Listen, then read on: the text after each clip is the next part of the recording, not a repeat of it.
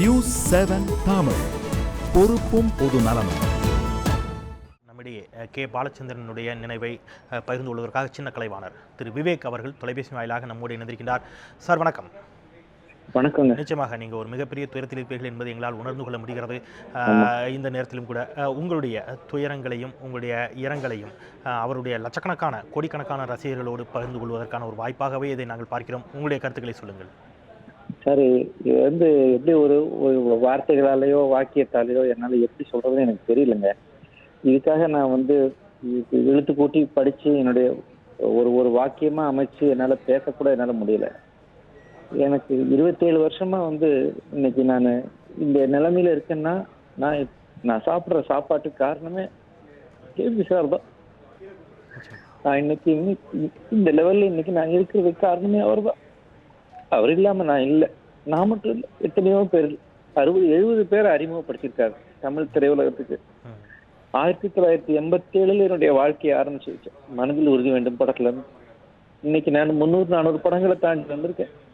எத்தனையோ விருதுகள் கிடைச்சிருக்கு. எல்லாத்தையுமே அவருடைய காலடியில நான் சமர்ப்பிக்கிறேன். அவர் இல்லைன்னா நான் இல்லை. இனிமேலும் என்ன செய்ய போறோம், அவர் இல்லாத இதை நினைச்சு பார்க்க என்னால முடியல. ஆனாலும் அவரை மாதிரி ஒரு இயக்குனரோ ஒரு அக்கறையோட கவனிச்சுக்கிற இன்னொரு மனிதரையும் என் வாழ்க்கையில நான் சந்திப்பேனா எனக்கு தெரியல. அவர் பண்ணிய சாதனைகளை இந்திய திரையுலகில யாராலையுமே நிரப்ப முடியாத பல சாதனைகளை, தொட முடியாத பல சாதனைகளை செய்து முடித்த ஒரு வைராக்கியமான மனிதர் எங்களுடைய குரு பாலச்சந்தர் சார். அவர் ஒரு பித்தளையை கூட தகரத்தை கூட தங்கமா மாற்றக்கூடிய வல்லமை படைத்த ஆசா. அவர்கிட்ட நான் கத்துக்கிட்டது வெறும் நடிப்பு மட்டும் இல்லை, வாழ்க்கையில ஒழுக்கத்தை, சுத்தமா இருக்கணுன்றத, சுறுசுறுப்பா இருக்கணுங்கிறத, நேரம் தவறாமைய, இன்னும் எவ்வளவோ சொல்லிட்டே போகலாம். ஒவ்வொன்றையும் நான் கத்துக்கிட்டேன். பேட்டரி போன மாதிரி இருக்கு, பேட்டரி இல்லாத ஒரு செல்போன் மாதிரி, ஒரு என்ஜின் இல்லாத ஒரு கார் மாதிரி இப்ப இருக்கோம் நாங்க எல்லாரும். நிச்சயமா அது தனிப்பட்ட முறையில் ஒரு இன்ஜின் இல்லாத காராக நீங்கள் மட்டுமே உணரவில்லை, ஒட்டுமொத்த தமிழ் திரையுலகமும் அப்படித்தான் உணர்ந்து கொண்டிருக்கிறது அப்படிங்கிறது எங்களால் புரிந்து கொள்ள முடிகிறது. இந்த நேரத்திலும் கூட உங்களுடைய இரங்கலையும் துயரங்களையும் எங்களோடு பங்கிட்டுக் கொண்டீர்கள். நன்றி ஐயா, நன்றி. சிறந்த பண்பாளர், நல்ல மனிதர், நாடு போற்றும் நட்சத்திரங்களை அறிமுகப்படுத்தியவர், தலை சிறந்த படங்களை இயக்கியவர், திரைத்துறையிலே தனக்கென்று ஒரு தனி முத்திரையை பதித்தவர். கடந்த 45 ஆண்டுகளாக தஞ்சை மாவட்டத்தில் பிறந்த அவர்களுக்கும் எங்கள் குடும்பத்திற்கும் நீண்ட நட்பு உண்டு. அவர்களது மறைவு என்பது திரைத்துறையினருக்கும் அவர்களது குடும்பத்திற்கும் பேரிழப்பு என்பதை மிக வருத்தத்தோடு தெரிவித்துக் கொள்கிறேன். எல்லா டைரக்டர்களுக்கும் பெரிய இழப்பு. அவரால் உருவாக்கப்பட்ட இவ்வளோ நடிகர்கள் இன்னைக்கு நல்ல அப்படி நல்லவர். நாங்கள் படம் எடுத்தோம், நானல், எதிரொலி, இந்த 2 படத்துக்குமே பாலச்சந்தர் சார் தான் இயக்குனராக இருந்தார். அப்படிப்பட்ட நல்லவருடைய மறைவுக்கு இசையமைப்பாளர்கள் எல்லாருடைய சார்பாகவும் என்னுடைய மனமார்ந்த நன்றியை தெரிவித்து நன்றி, வணக்கம்.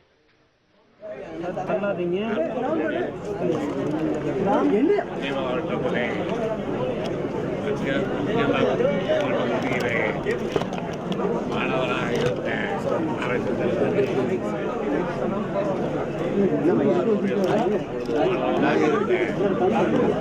என்னோடு தடுப்பு கொடுத்து அண்ணா அவர்களால் நடத்த கொடுத்த திராவிட நாளில் எனக்கு அந்த மைக்கு யார் இறக்குப்பா கொஞ்சம் கீழே கேள்விகளை கொண்டேன்.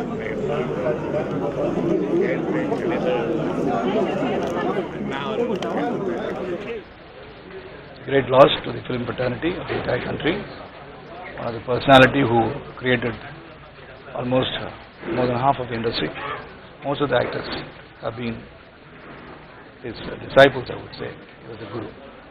So it's the greatest loss, and will be etched in the memories of the histories of the Tamil film industry.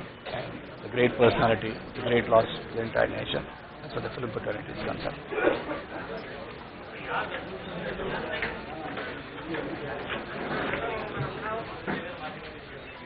Balachander sir வந்து சகாப்தம். தமிழ் இண்டஸ்ட்ரிக்கே ஒரு பெரிய இழப்பு. நிறைய பேரை உருவாக்கியிருக்கிறாரு. என்னை மாதிரி நிறைய பேரை இன்ஸ்பயர் பண்ணியிருக்காரு. சென்னை அண்ணா ஃப்ளைஓவர் இல்லைன்னா நீங்கள் சென்னையை நினச்சி பார்க்க முடியாத அளவுக்கு எவ்வளோ பேர் அவர் மேலே வெரி பறந்துருக்காங்க. Very shocking and a very, very sad day for Indian cinema. He is truly a great legend. என்னுடைய யூத், நான் வளர்ந்த அந்த காலங்கள், நாடகத்துக்கு வந்த காலங்கள், சினிமா பார்க்கணும்னு நினைச்ச காலங்கள், நமக்கெல்லாம் நாடகத்துக்கு மேலேயும் சினிமா மேலேயும் ஆசை வந்ததுக்கு காரணம் பாலச்சந்தர் சார் மாதிரி மகான்கள். நாடகத்துக்காகவே, கலைக்காகவே, சினிமாக்காகவே வாழ்ந்தவர். நான் டைரக்டாக ஒரு ஆளை இன்ட்ரடியூஸ் செய்யப்பட்டவன் சினிமாவில், நவகிரகம் படத்தில்.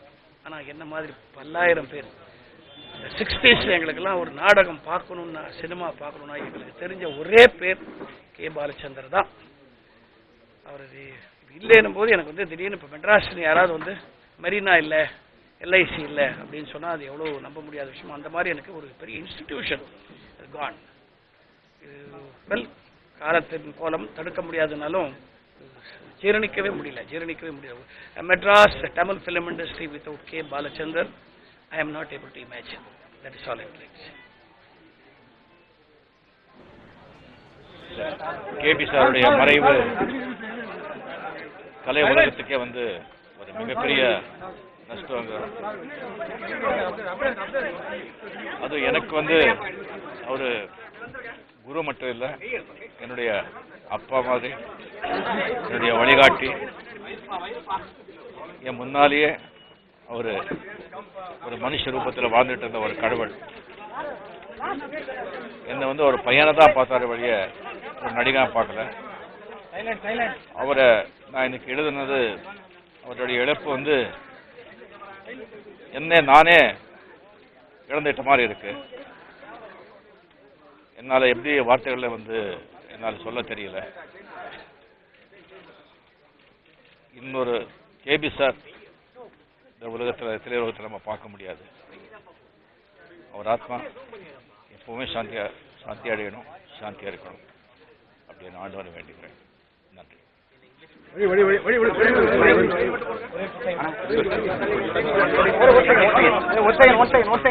KB sir, he was not only my guru, he was my philosopher, guide, friend.